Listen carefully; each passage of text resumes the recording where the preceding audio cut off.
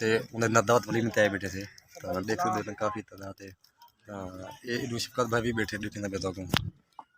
बैठे हुए खाना बिल्कुल आ चुके सालन दे पियो सो बड़ा अच्छा प्रोटोकॉल है। तो असां रोटी खानी है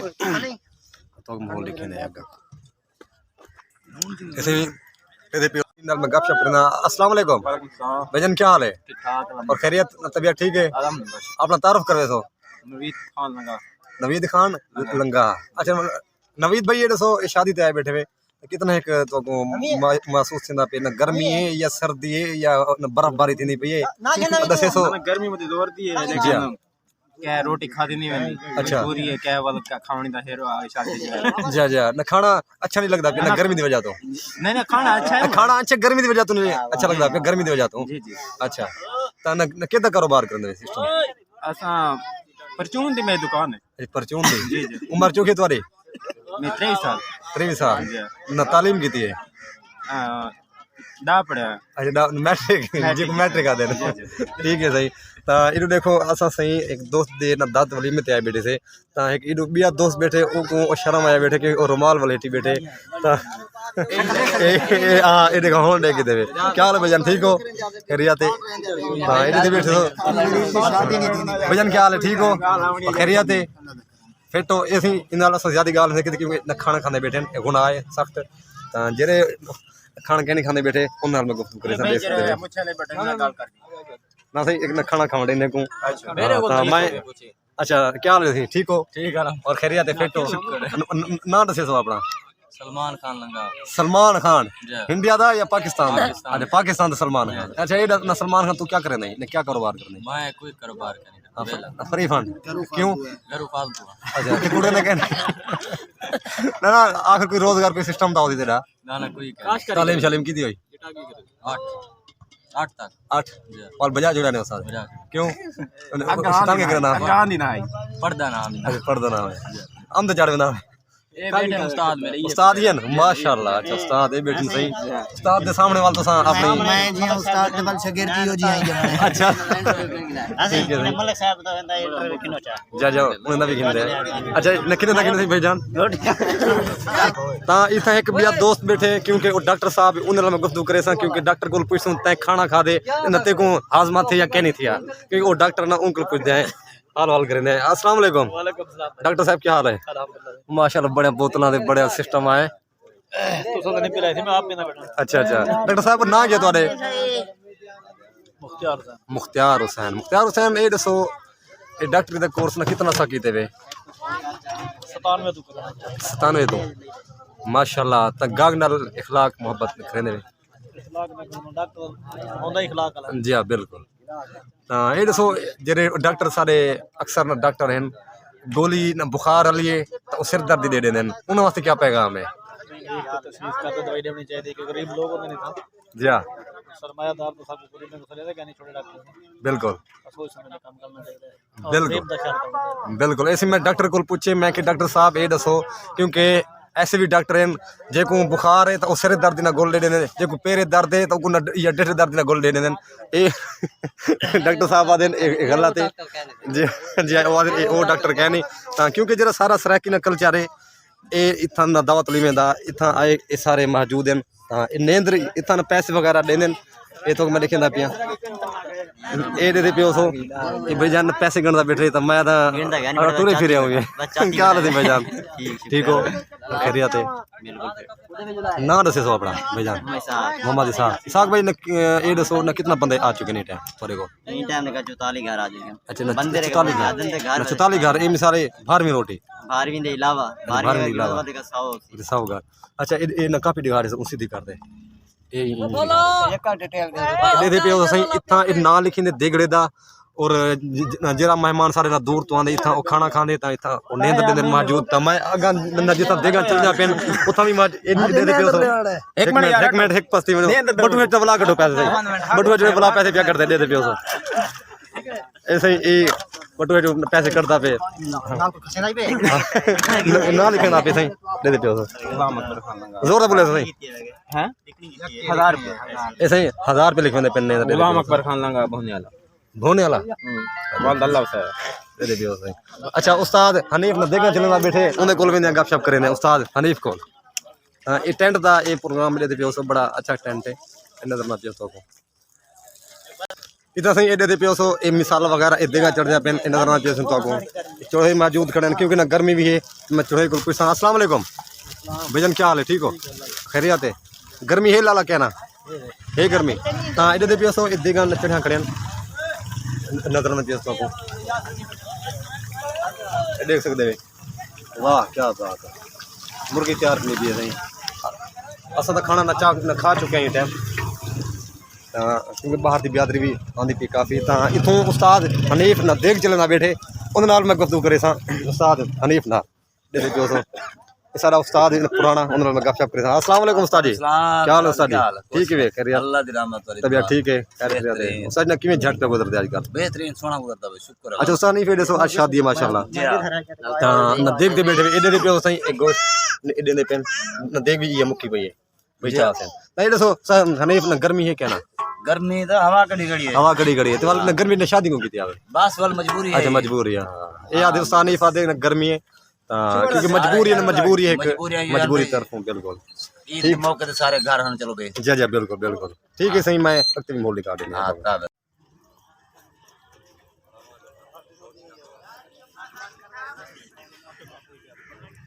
ہاں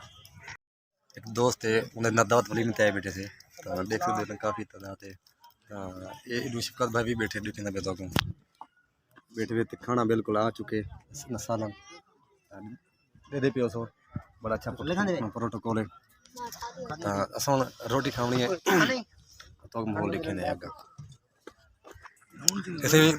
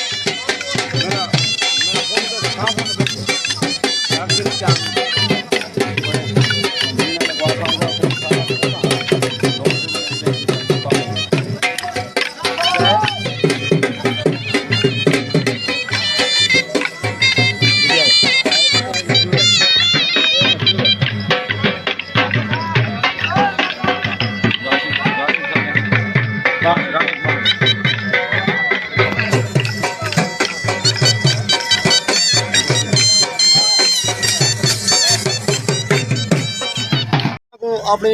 दोस्तों की शादी का पूरा माहौल दिखा है और पूरा कल्चर दिखा है क्योंकि न मजबूरी न गर्मी भी है क्योंकि साढ़े लोग इन शादियां करें सर्दी के अंदर सीजन होते तो हम मजबूरी है तो इन्हें कर चुकी है ईद का मौका भी है ईद ते लोग आए खड़े कोई मुसाफिर ने कोई किवें तो हम मैं इजाजत खिंसा तो असा न दावत वाली में खा चुके हैं इंशाल्लाह साड़ी वीडियो तो अच्छी लगे तो कमेंट करे सो और पूरी बात न वीडियो करे सो इवें सही ना असा नारा मरने पाकिस्तान जिंदाबाद पाक फौज जिंदाबाद अल्लाह हाफिज।